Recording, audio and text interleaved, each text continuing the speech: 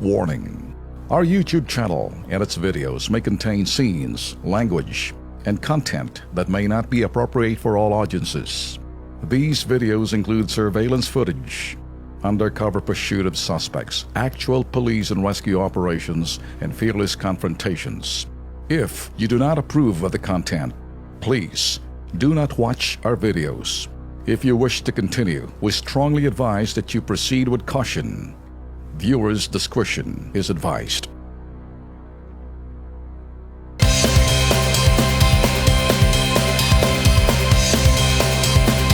Mga ka-KP, ito po, eksklusibo hong susuko dito ho sa Kilos Pronto at sa UNTV channel. Ito pong suspect. Siya po yung napabalita pong nanutok ko ng baril at nang hold up po sa lungsod ng Pasay. Inere na ho to ng aming po mga kalaban sa network. Nangyari po itong hold upping ito noong January 1 po.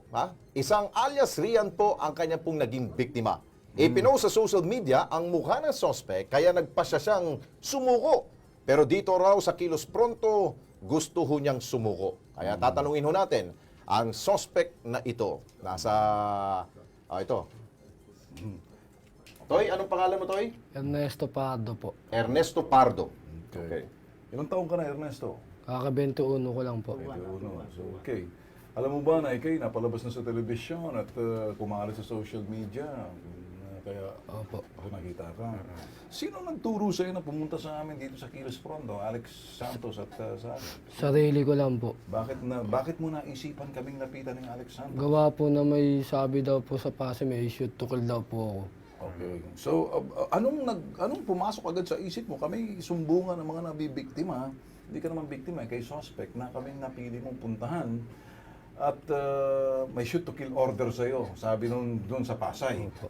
Dahil pang-hold up mo. Sino ang nagsabi sa'yo? Paano? Ikaw ba'y nanonood sa amin? Or may nagsabi lang sa'yo, doon ka sumuko kay Alex Santos at Ben Tulfo, doon sa Kilos Pronto? Wala po. Paano? Napadpad ka lang dito? May bumulong sa'yo? Wala po. Sino nagsabi sa'yo? Sarili ko lang po. Paano mo nalaman kami? Alam ko po kayo lang po makakatulong sa akin. Okay. Sino nagbulong sa'yo? May anghel bang bumulong? Sumuha kay Alex. Wala po. Yung ginamit mong baril, totoo ba o hindi? Pellet lang po. Pellet gun. So, yung biktima mo na nagbigay naman ng pera, Magkano nakuha mo sa magkano nakuha mo ron?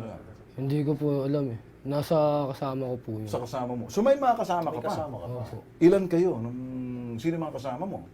4 po yun eh. Sino yung mga tatlo pang hindi sumusuko? Ba't ikaw lang sumuko? Ano? Wala na po sila ngayon eh. Okay, ngayon, sumuko ka sa amin, yung tatlo, kasama mo, sino ang pinuno? Ikaw o sila? Sino doon sa inyo? Sino ang pinuno? Sino may utak nitong sa likod ng... Hindi ko po alam eh. Pero sino may dala ng baril? Ikaw? Opo. Ikaw yung mismo. mismo. Okay. So, paano mo nakilala itong mga grupo? Kaway ba'y sindikato na may biktima ng mga paggamit ng mga baril na peke o baril na mga, sabihin natin, pellet gun? Sino? Wala po. Saan nyo nakuha yung pellet gun na yun? Sa bilihan lang po. Bilihan. Nakailang beses na kayong gumawa ng ganitong klaseng krimen? Ngayon lang po ako napasama sa ganun. Okay. Ano nag-udyok sa'yo, Ernesto? Bakit nyo ginawa to? Hindi ko din po alam eh.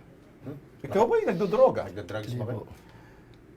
Ikaw ba'y nasa tamang pag-iisip? Opo. Kung sa tamang pag-iisip ka, bakit mo naisip gumawa ng isang bagay na mali? Hindi ko, siguro po, sinubukan ko lang. Sinubukan mo lang. Paano kung sinubukan kong kunin tong tasay, palo ko sa ulo mo? Mas palagay mo. Nakakala mo siguro dahil mabait ako. Kami tagapagtanggol ng mga biktima, ng mga nabibiktima. Hindi kami tagapagtanggol ng mga suspect tulad mo. Kaya lang bibigyan ka namin ng kortesya at respeto dahil sa aming kasumukot, hindi karangalan para sa amin. Kasi kami para pang biktima. Pero kung ikay suspect na ginamit mo kami, kanina ko pa tinitingnan itong tasa na to at pati ito, baka ito magliparan. Kasama mo pa naman magulang mo. Ano ngayon? 21 ka na. Nasa tamang gulang ka na. Sa susunod, itong pangaral ko sa iyo. Kasi pag nag-cross ang landas natin, taga mo sa bato. Ako nang tatapos sa iyo. Opo. Hindi biro-biro itong sinasabi ko sa iyo. Opo. Nagkamali ka ng lapit. Oo. Nagkamali ka na. Ito si Alex mabait. Lex, sige, asikasuhin mo to. Hindi, nung hinold up mo to si Rian, ano sabi mo kay Rian? Matayakan na po yung bagate. Sinaktan mo ba siya? Hindi po. Ganun lang po. At anong ginawa ni Rian? Binigay lang po.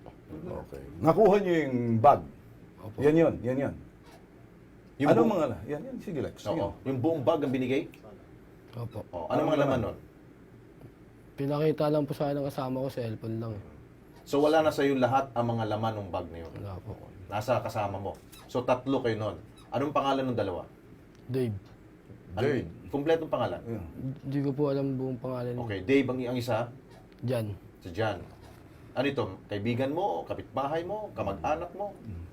Nakakakilala ko lang po sa basketball. May tattoo ka ba sa katawan? Meron po. Patingin ako mga tattoo mo, papakitas mo dito. Yan. Anong miyembro ng gang ka? Wala po. Eh, anong nakatatak dyan? Apelido ko po. Eh, sa tiyan mo, may tattoo ka? Wala po. Sa likod, may tattoo ka? Opo. Nakulong ka na ba noon? Isang beses lang po. Anong sala mo ng pagkakulong mo? Tep po. Theft. Ginawa mo na naman. Inulit mo pa. Inulit mo. May tattoo ka ba sa puwetan mo? Wala po. May tattoo ka sa mga gilid ng ano mo? Wala po. Eh ngayon, dahil ito, yan. Ito, nasa linya, Ben. Susunduin ka sana ng mga pulis at pinasusundo kita eh. Sabay, kaya nga dito. Sige, ikaw, kakausapin mo sa linya ngayon sino. Sige. Okay, nasa linya ngayon po si Police Senior Superintendent Elazar Mata. Siya po ang Intelligence Division Head po ng NCRPO. Yes, sir. Magandang gabi po, Colonel. sir. Opo, Colonel, si Alex Santos po at si Ben Tulfo po sa Kilos Apo, Pronto. apo. Okay, sir, ano Magandang pong gabi po, Sir Alex. ano pong pwede ho natin gawin dito kay Ernesto Pardo? Sorry po, susunduin siya ngayon ng kapulisan natin.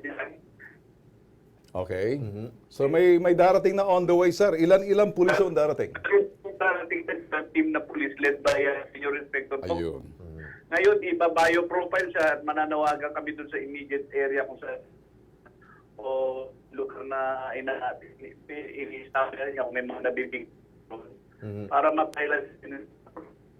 Alright. Sinasabi ho nitong Ernesto na suspect ka, Colonel, mukhang may dalawa pa daw ho silang kasama dito. Yes, sir.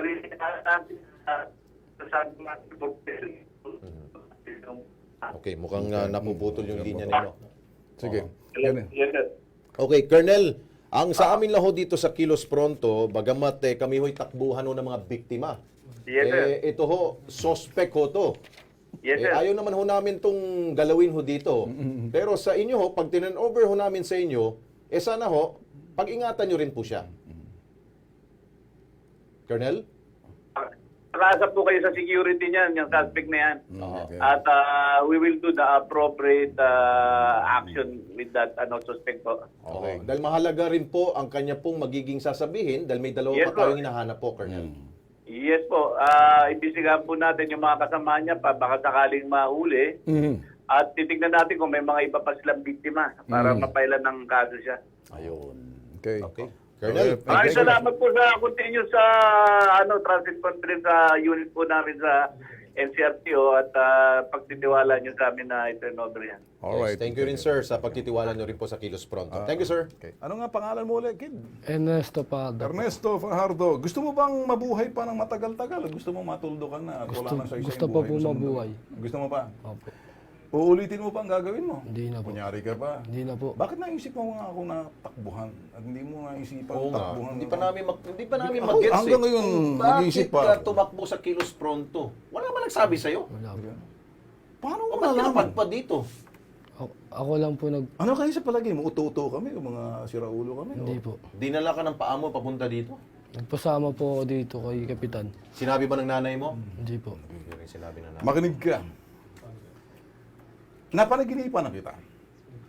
Na ikay hindi tatagal ng 22, 21, 23. Naku po. Pag hindi mo tinigil yan, may tutuldok sa iyong masamang gawain. Ang bawat kasamaan may hangganan. Okay? Ang bawat kasamaan ay may patibong ang bitag. Opo.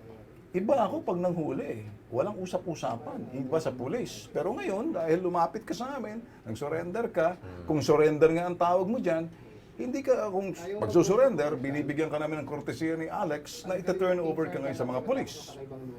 Ngayon, ako kasi, ganito na lang, tatapusin na lang natin, antayin mo na lang, at doon magbigay ka ng statement.